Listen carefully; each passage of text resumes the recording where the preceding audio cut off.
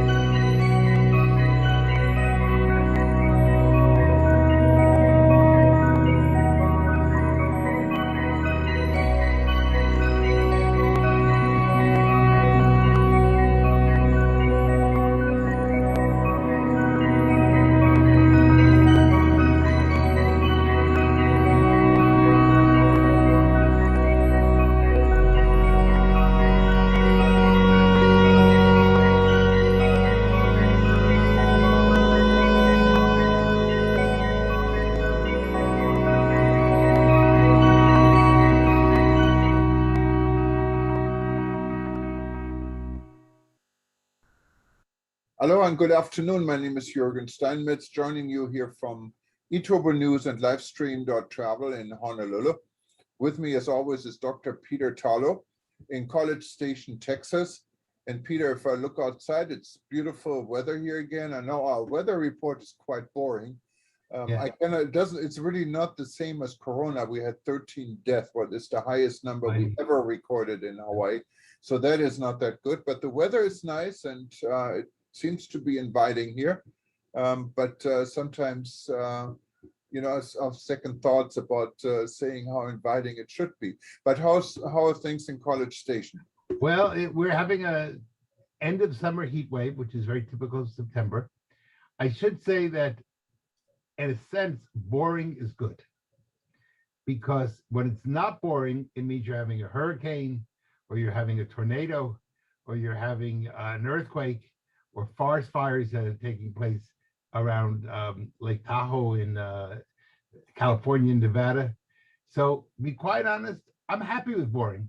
It's we had a 20-minute rain shower, lots of heat, humid, Texas in the summer, but the earth didn't open up. We don't have a forest fire.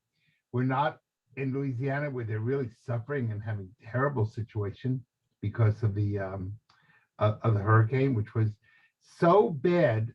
I'm told that the wind was so strong that it reversed the flow of the Mississippi River. Isn't that amazing? And then it started to push the water north instead of the water flowing, south toward the Gulf of Mexico.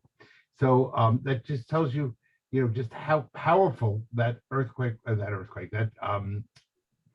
was, and how many people lost their homes, I think New Orleans, to the best of my knowledge, still doesn't have electricity 2 or 3 days later. And imagine in a hot, humid climate without any electricity, how miserable that must be.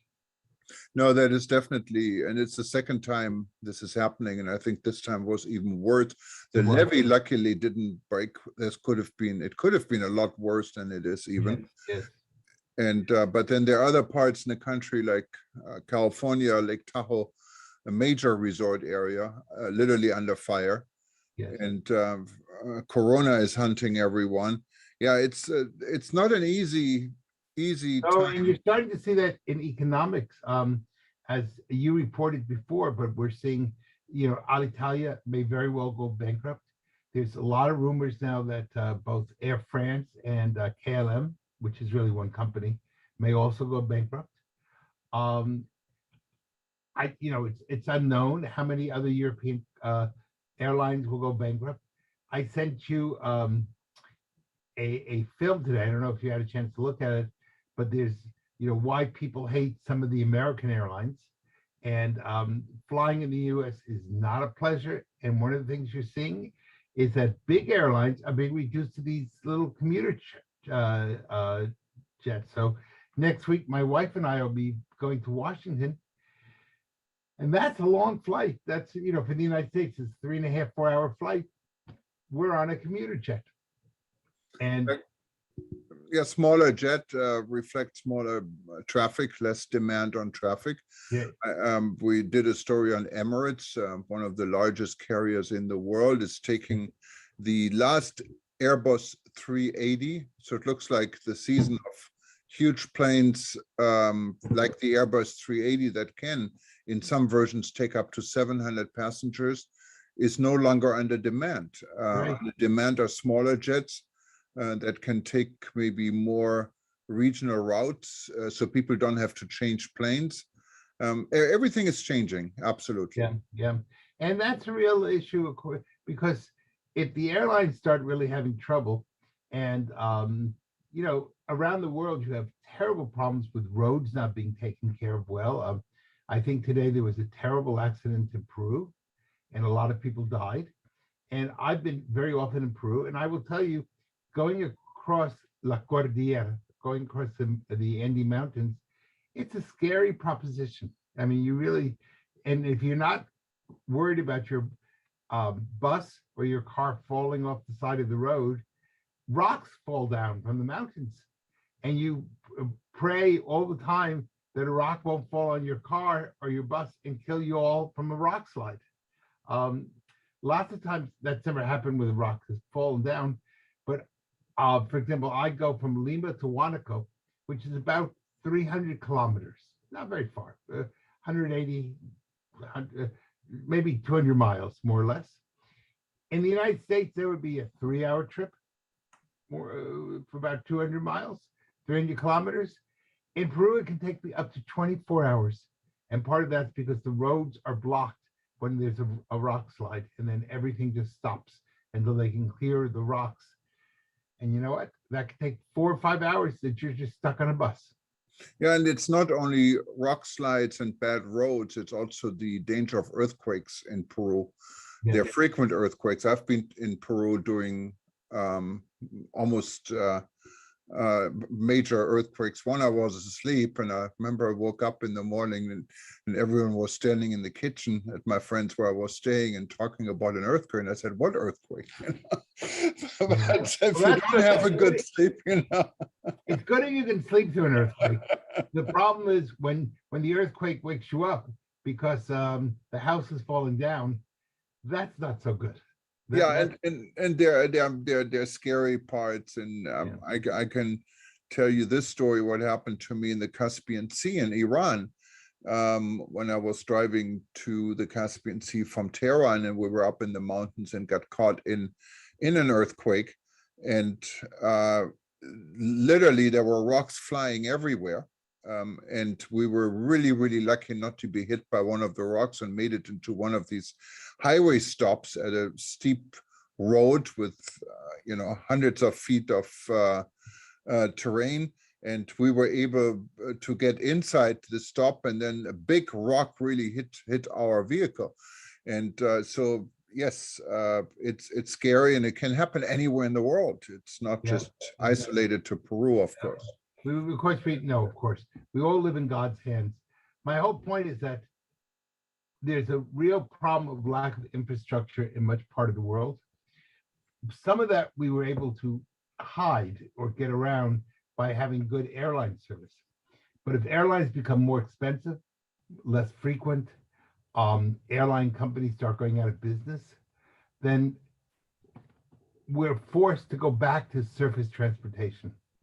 And that means some of the infrastructure problems that we've had in the past now may become new problems in the future. And of course, on top of that, countries are closing their borders again because of COVID and the Delta variant and whatever new variants are coming down the pike. And so, it's not like the good old days, which was only about 6 months ago or a year ago, but you just bought an airline ticket, got on a plane, and flew someplace. And it was not considered at all abnormal, maybe say from the United States to go to Europe for a 3 or 4 day weekend. You don't do that today. Yeah, and Peter, it takes us to a story we published today. It's your story. Yeah, And it's saying, how safe are we 20 years after September 11th? And that's probably one of the interesting parts, taking back that there is an entire generation now of people who don't know really what happened on September 11th or really have no idea. So 25% of the US population was born after December 11th, if I'm not mistaken. Wow, that is definitely a change, and I think in everyone's memory who was alive and an adult during this time.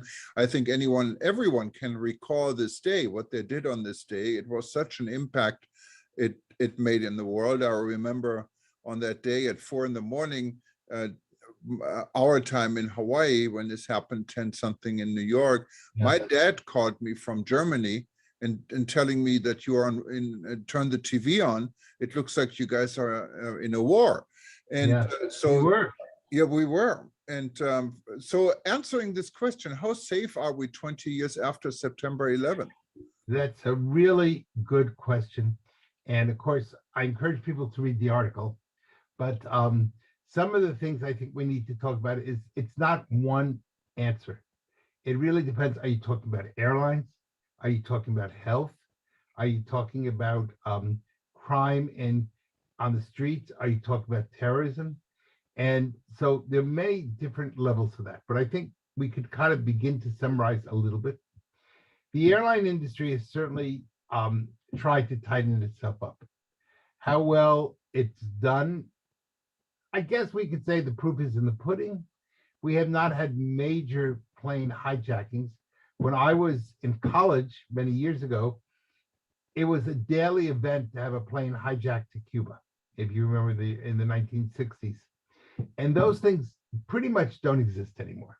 So in that sense, at least there are no free trips to Cuba. You're probably going to end up going where you want to go. So that's a good thing. On the other hand, we have not done a good level of really scanning luggage or even vetting people working behind the scenes on airlines. And so there's more prayer than there is necessarily plans on that level. Hotels, prior to COVID, I didn't really see major changes on the whole.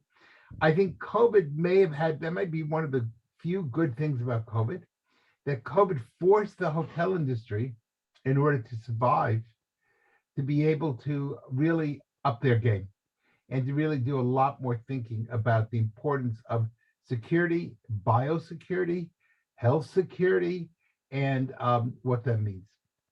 In restaurants, very little has happened. I mean, maybe COVID has changed a little bit in the last 19 months, but I don't think most restaurants really think clearly about security. It says 20 years later, it's come and gone. Crime probably has increased in many parts of the world. Certainly in the Americas, crime is a big problem, both in the United States and in Latin America. On the other hand, a good side of that is we've started to really develop what in English is called TOPS, which it's an acronym for Tourism Oriented Policing Protection Services.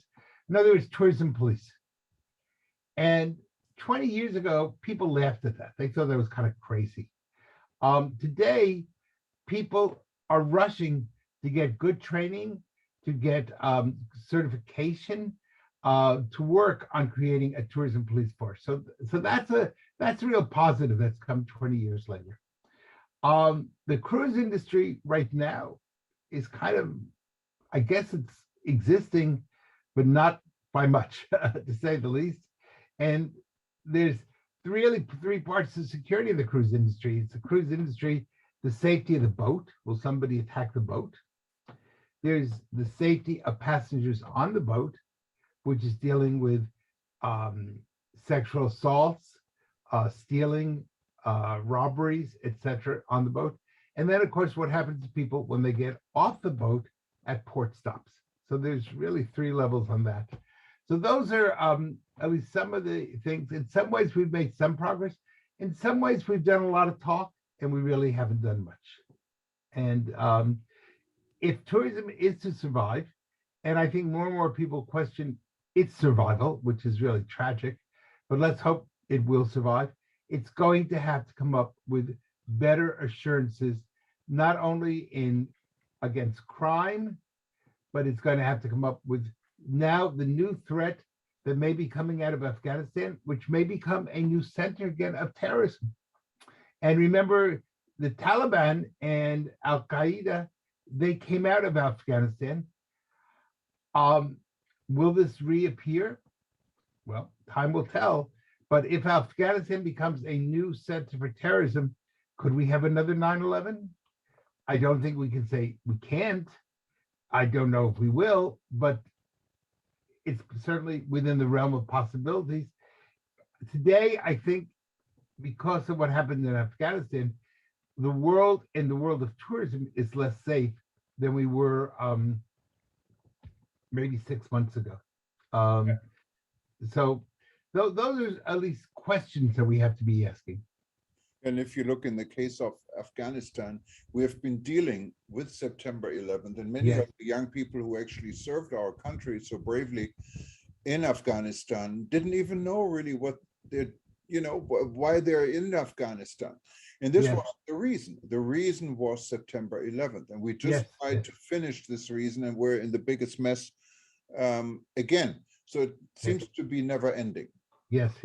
Afghanistan is known as the country that eats empires. And as you know, before the United States was there, the Russians were there, the British were there, the Germans tried to be there and failed. Afghanistan is a really difficult spot. And I think we need to remember the operation over the last 20 years was not just an American operation. Of course, it was led by the United States, but it really was a NATO operation. And as the German defense minister said, this was the greatest failure NATO has ever known. So it impacted, German soldiers, British soldiers, French soldiers, Dutch soldiers, Danish soldiers. I mean, this was really a NATO-wide exercise that did not succeed. And if you look really at from the military perspective, how many people lost their life? How many people from how many nationalities lost their life? Yes, it's a real issue. And then if you put yourself into the human body of a Taliban, I cannot for the world of it understand what can trigger this type of violence and behavior towards fellow human beings. Maybe it's a Western and Eastern type of thinking, but the West is pretty violent. I mean, it's only 70 years since World War II. Exactly. Yes. And certainly Germany stands out as a symbol of violence and a symbol of inhumanity during the Nazi period. So you have the East with right now going on in Afghanistan, but we've had how many wars in Europe? Europe is as tribal as is Afghanistan. We just don't like to say it. And even in Europe, how many groups hate each other? Within in Britain, France, I don't know, Germany, I can't think that. You could probably address that, but there are accents, there are regions, there's ethnic groupings, there's been ethnic cleansing that's taken place in Europe. So there appears to be an evil streak among human beings, which is unfortunate, but it's there. Afghanistan is going to be a real issue. They're now closing the borders. It's becoming a giant concentration camp, a concentration camp on steroids. They're going from house to house. Young women are being sold or boxed up and given as brides, quote unquote, to Taliban fighters. And beheadings are taking place throughout the country, where at least that's what reports are saying. And if that's true, and of course you and I are not there, but if that's true, think how tragic it is. We said after World War II, never again, and here we are. We're back right to where we started. Yeah, Peter, you're so right, and it's happening in so many parts of the world. Don't underestimate the situation in some parts of China, in Myanmar. Right. I mean, you can go on and on and on with Right. this type of conflict. Right. And the Uyghur whole issue in China is also going to spread between Afghanistan and China, because many of those people also live in Afghanistan. And so who knows how that will turn out, So unfortunately, I would like to think that despite the fact that how many millions of dollars have we put into the United Nations, we really haven't gone very far. And you really wonder what exactly has the United Nations accomplished as far as peace. Certainly we've had a war every few years. We've had Vietnam and Korea and Afghanistan, and we're not even talking about Boko Haram in Nigeria, and there's a major war going on right now in Ethiopia, and famines in South Sudan, North Sudan, Congo, Latin America. There's stuff going, Mexico doesn't have a civil war, but you have a crime war between the government and the cartels, which is still, if you get shot by a bullet, you're still dead. Yes, it's tension everywhere, even though I think everyone is hoping, or was hoping, or maybe is still hoping, that COVID is bringing everyone together, because it affects everyone, no matter what side you're on. Wouldn't that be nice? The only one I heard, lining. Yeah, the only one I heard it didn't reflect was North Korea. They don't have one COVID case. Yeah, refused 3 million vaccines from China. So there are always exceptions to the rule, like the former leader of Tanzania, who himself died on COVID, said it didn't exist. Exactly. And of course, you have, interestingly enough, in Korea, that's probably the longest war. Remember, we still have thousands of American troops in South Korea. We still, we don't have a shooting war right now, but the potential for a shooting war in between North and South Korea is always there. And you have a government leader in North Korea who would like to start a war. Well, what can I say? It's exciting times. Yes, it is. No, but it's interesting maybe to talk a little bit about the fact that maybe, if not tonight, another night, we should talk a little bit about, have the UN agencies really been successful? How successful has the UNWTO been? Is it an agency for good, or has it become a corrupt agency? Is it a symbol of democracy, or has it become a symbol of corruption? And, maybe those are conversations that we ought to be having. Yeah, and I think this is definitely a good conversation to have. I encourage our readers to look in today's article about the flaws in the last Secretary General elections. After UNWTO, many think became completely non-functioning, and this was going through the biggest crisis that opens up opportunities, in this case, for countries like Saudi Arabia to come up with enormous amount of money trying to bail out the agency. But I'm sure there's a selfish reason behind it too. So we have to see where this all goes. Yeah. Well, 20 years have come and gone, and I'm not sure we've gone, the time has passed, but I'm not sure where we have gone in the last 20 years.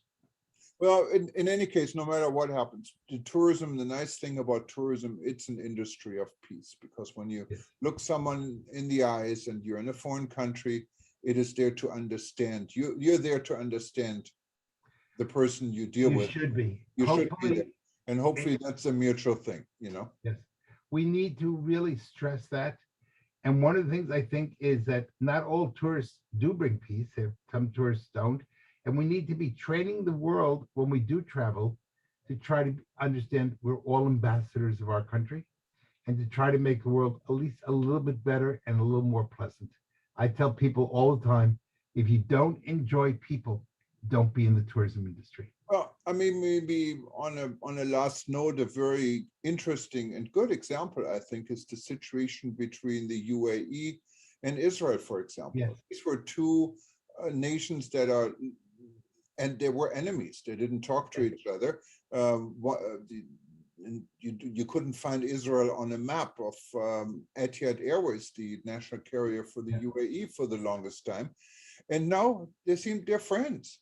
I mean, there's still, during COVID, there are massive number of travel between these two countries.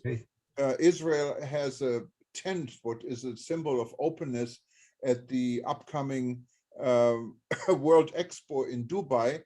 And people are talking to each other and they're looking at each other. And I can say from personal observation, when I was in Dubai at the Arabian travel market and stayed at the Grand Hyatt in Dubai, one of the nice things in the Grand Hyatt and in many other hotels is there's an open lobby where you can sit down, have a tea, and just look around.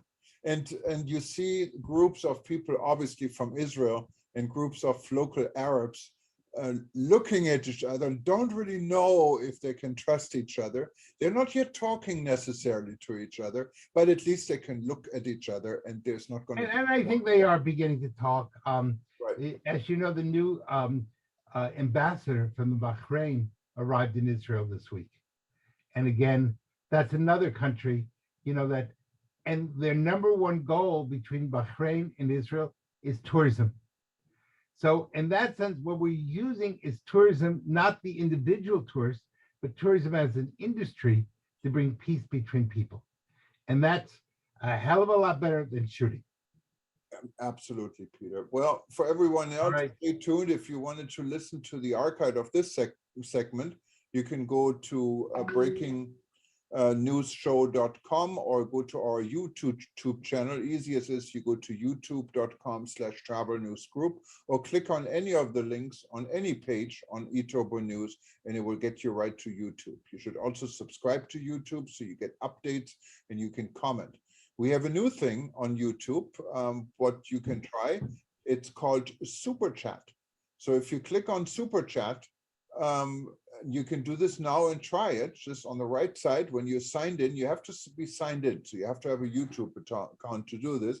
Click on Super Chat and you can send very prominent messages to us. Everyone else will see it. And they cost you $1. You can choose between $1 and $100. And guess what?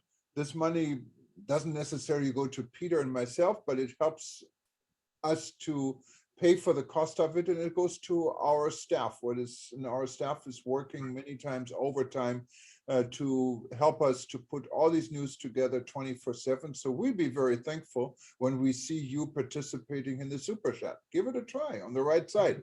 Click on Super Chat. And better you go for the $100 than the $1. That is for sure.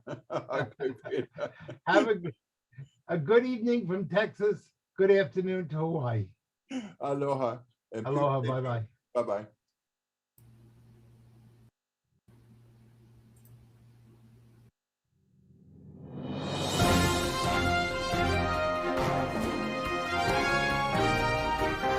Aloha and good day. My name is Jürgen Steinmetz from eTurbo News, and this is a breaking news update. For more news updates and shows, please go to youtube.com/travel news group. youtube.com/travel news group. Here's our update. Turkey tightens COVID restrictions for foreign arrivals. The updates are implemented in a bid to curb the spread of the COVID-19 pandemic in Turkey, and are set to go into effect on Saturday, August 4.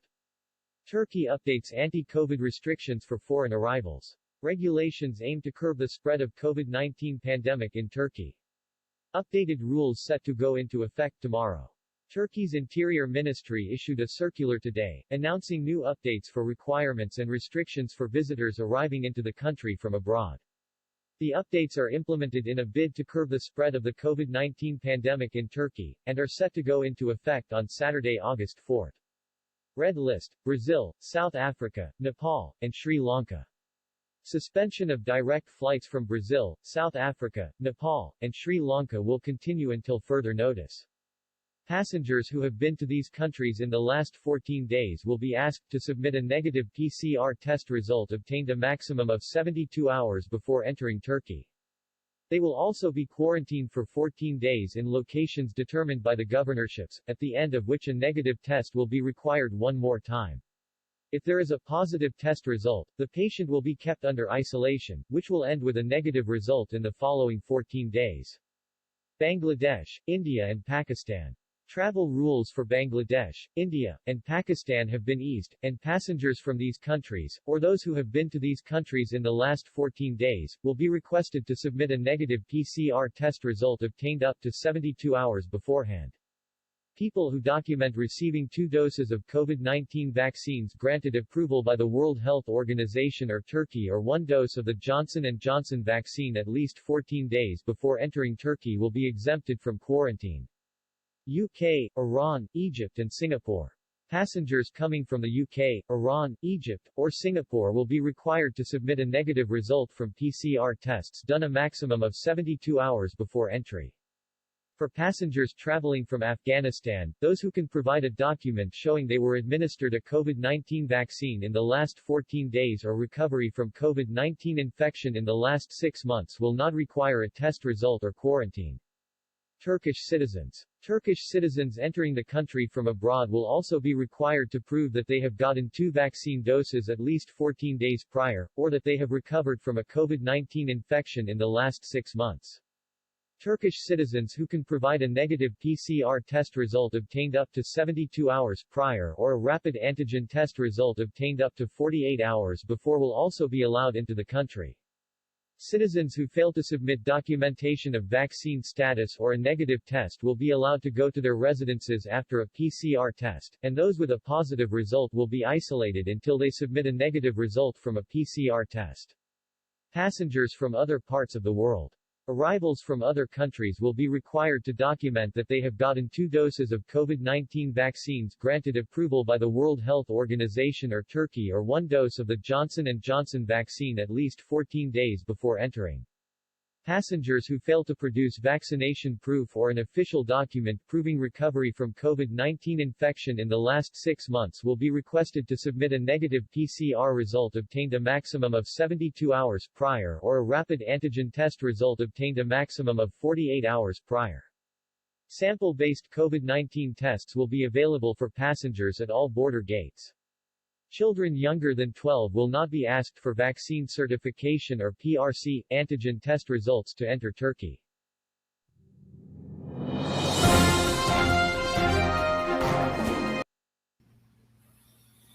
And this again from Honolulu, from my home office. My name is Jürgen Steinmetz from Itober News. We're going to play another 2 or 3 news clips from today's article. And those that are reading itobernews.com, it's very simple. You can read us. You can also listen to us. Every article now has an audio link. So if you don't have time to read us, just listen to us. And if you don't have time to listen to us and you want to watch us, you can do this actually on our YouTube channel. Just go to youtube.com/travel news group or youtube.com/itobernews. It goes to the same page. And you can listen to all our articles and you see our many panel discussions and news broadcasts we have.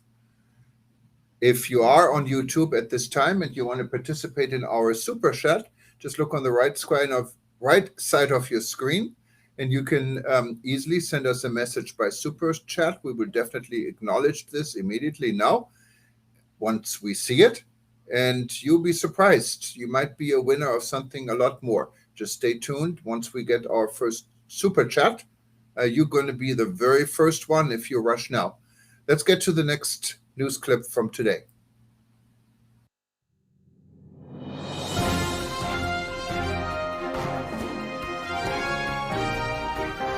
Hello and good day. My name is Jürgen Steinmetz from Itober News, and this is a breaking news update. For more news updates and shows, please go to youtube.com/travel news group. youtube.com/travel travel news group. Here's our update. Key European tourism challenges highlighted at Slovenian Forum. It is time to address the shortcomings of tourism industry that have resulted from the expansion in the last 50 years and transform tourism into a much greener, digital and inclusive industry. Bled Strategic Forum is an international conference in Central and Southeastern Europe. COVID-19 pandemic has posed many questions for tourism. The role of tourism at the EU level needs to be rethought. The Bled Strategic Forum has evolved into a leading international conference in Central and Southeastern Europe. The 16th edition took place the 31st of August to the 2nd of September in a hybrid form. The tourism panel held on the 2nd of September brought together top experts from Slovenia and renowned institutions, including EC, UNWTO, WTTC, OECD, etc., HOTREC, ECM, to discuss the future of European tourism. Prominent international and Slovenian experts, guests, panelists and representatives of Slovenian tourism were addressed by Minister of Economic Development and Technology Zdravko Posovalšek, Director General for the Internal Market, Industry, Entrepreneurship and SMEs at the European Commission Kirsten Jorna, Director of the Slovenian Tourist Board MSC. Maha Pak, Director of Regional Department for Europe at UNWTO Professor. Alessandra Priante and Director of the Portugal National Tourist Board and President of the European Tourism Commission, etc., Luis Araujo. COVID-19 pandemic has posed many questions for tourism. Among the most pressing ones are survival and recovery, along with the transformation of the tourism industry into more resilient and sustainable one. Despite the difficult situation, optimistic forecasts of key international tourism institutions are on the rise. This year's tourism panel has discussed the question, what will the future bring to European tourism? Panelists agreed that the pandemic has had a major impact on tourism industry and posed many challenges, as well as opportunities. It is time to address the shortcomings of tourism industry that have resulted from the expansion in the last 50 years and transform tourism into a much greener, digital and inclusive industry. Key conclusions identified at the panel were: tourists' confidence in travel needs to be rebuilt. Travel protocols and communication and coordination between the member states concerning travel restrictions, COVID tests and quarantine rules need to be improved. Roadmap for sustainable transition is necessary. New performance indicators are needed. Digital transformation of the tourism industry needs to be supported and promoted. Investments and EU funding allocation towards sustainability and digitalization of the tourism industry is required. The role of tourism at the EU level needs to be rethought. DMO transition in their role to actively facilitate the industry transition process to green, inclusive and digital needs to be supported.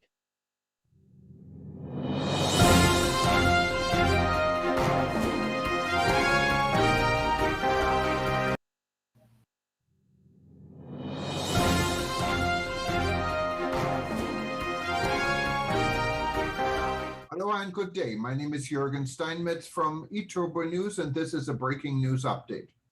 For more news updates and shows, please go to youtube.com/travel news group. youtube.com/travel news group. Here's our update. Painful Thailand lockdowns must stop, businesses cry. The Thailand Center for COVID-19 Situation Administration eased some disease controls on Wednesday, September 1, 2021, of Thailand lockdowns. Currently, Thailand lockdowns include a 9 p.m. to 4 a.m. curfew in its dark red provinces. Thai businesses are demanding that lockdowns immediately cease and vaccine distribution be conducted more effectively. Businesses have been on lockdown for over a month and have implemented stringent disease control measures in efforts to avoid future lockdowns. Thailand's Prime Minister Prayut Chan-o-cha said that the 9 p.m. to 4 a.m. curfew in 29 COVID-19 dark red provinces, including Pattaya City and Bangkok, may be shortened or lifted depending on the COVID-19 situation. He said even though the Center for COVID-19 Situation Administration eased some disease controls on Wednesday, he hopes everyone will keep their guard up.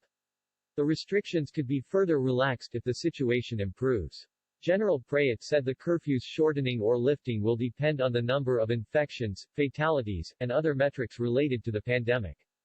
The Prime Minister said he knew the curfew is affecting entertainment establishments, and associations representing their owners of pubs, bars, and other night spots want to discuss the lifting of more restrictions with the CCSA, but he remains concerned about people flocking to these venues. Thai businesses demand lockdowns stopped immediately. Many businesses were optimistic after the first day of reopening on Wednesday, following more than a month of closure with lockdown measures in place. Many businesses are implementing stringent disease control measures in order to avoid yet another lockdown in the future, while a joint committee has asked the government not to declare any more lockdowns. The Joint Standing Committee on Commerce, Industry and Banking (JSCCIB) has asked the government never again to implement lockdown measures as a COVID-19 response, but instead to focus more on effective distribution of vaccines and transparent communication with the general public. The JSCCIB chairman, Payong Shervanich, said the lockdown measures implemented for more than a month had not led to a significant drop in the number of new COVID-19 cases, but instead caused continuous damage to the economy. Similarly, the Federation of Thai Industries (FTI) President, Suphan Mongkalsuthi, said that the government should not reintroduce lockdown measures, claiming that the rate of vaccination coverage should now reach 70% of the population, if the government is able to achieve its rollout target. Many shopping malls that were deserted during the lockdown sprang back to life yesterday, as many shops and restaurants are now allowed to reopen. At MBK Center in Bangkok, many retailers have reopened their shops with strict health and safety measures implemented. The food court there is now fully prepared for service with most of the staff now fully vaccinated. MBK Center, also known as Mabungkrong, is a large 9-story shopping mall in Bangkok with around 2,000 shops, restaurants, and service outlets. Rebuilding travel.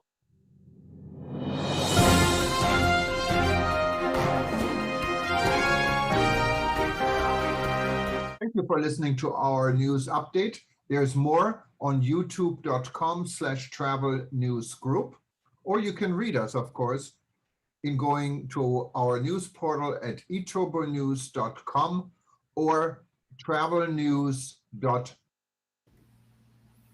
And again, now this is live from Etober News in Honolulu. If you wanted to participate in Super Chat, and you must be on YouTube, simply click on the right side where it says Super Chat, and we will recognize it, and you may actually win a prize. Now we're coming to our last segment, and this is the segment you can hear for all our stories on Etober News. Simply click on the audio symbol. It's under the summary on top of every article we publish, and you can actually listen to articles as well. If you want to watch articles, they're all on YouTube. Simply go to youtube.com/travel news group, and on YouTube you also find hundreds of Zoom discussions we had over the last year on rebuilding the travel and tourism industry, and ongoing discussions, and you'll find what is up at worldtourismevents.com. There's a lot more coming up, specifically when we're looking at World Tourism Day on the 28th of September. We have a number of events coming up before that, so please stay tuned. And you can always watch our breaking news summary with Peter Talo, and you will see us every day this way. Anyways, just read Etober News. Your news will pop up also on top of every news story and at our homepage whenever we're live. Enjoy our last segment.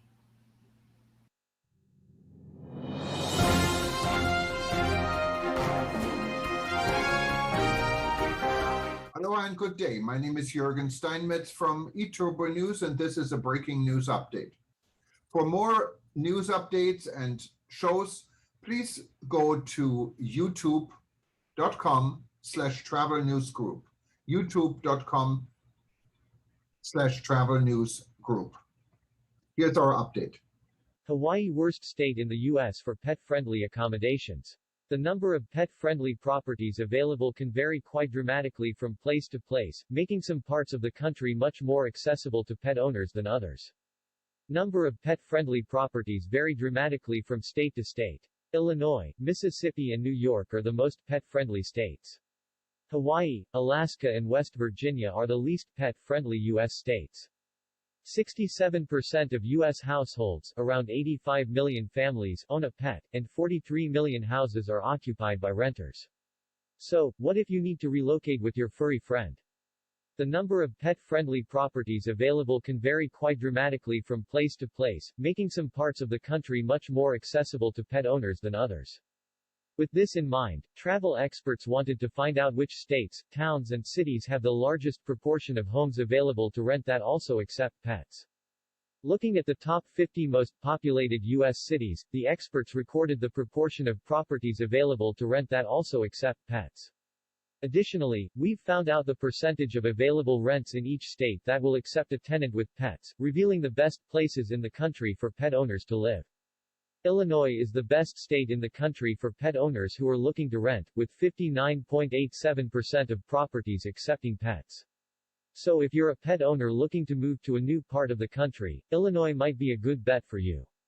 The second best state for renting with pets is Mississippi, with 52.28% of lets being available to pet owners. This makes Mississippi the most pet-friendly of all the southern states, and a great place for pet owners to live. New York is the third best state in the country for pet-friendly renting, with 47.89% of properties allowing tenants to bring their pets. This high percentage makes New York the best state on the East Coast for living with your pets. Top 10 best states for pet-friendly rentals. Rank state pet-friendly lets. Total lets percent pet-friendly. 1 Illinois 2468 4122 59.87%. 2 Mississippi 229,438 52.28%. 3 New York 63 21 3196 47.89%. 4 Georgia 1914 4072 47.00%. 5 North Carolina 1765 3917 45.06%. 6 Tennessee 895 2156 41.51%. 7 Indiana 804 2050 39.22%. 8 Nevada 494 1344 36.76%. 9 Alabama 494 1351. Well, let's cut it off here. It's going to see, not everything is easy. Specifically, if you read tables, if a computer reads tables, it becomes a challenge. However, we're learning and we're going to be improving. Sorry for this. And I hope you will watch us again tomorrow. And if you wanted to listen to the section we had in the beginning with Dr. Peter Talo one more time, just stay tuned and it will repeat on the eTurbo News screen, or simply go to youtube.com/travel news group and you will see our segment anytime you like to see it. Good evening from here, and we talk to you soon. Aloha.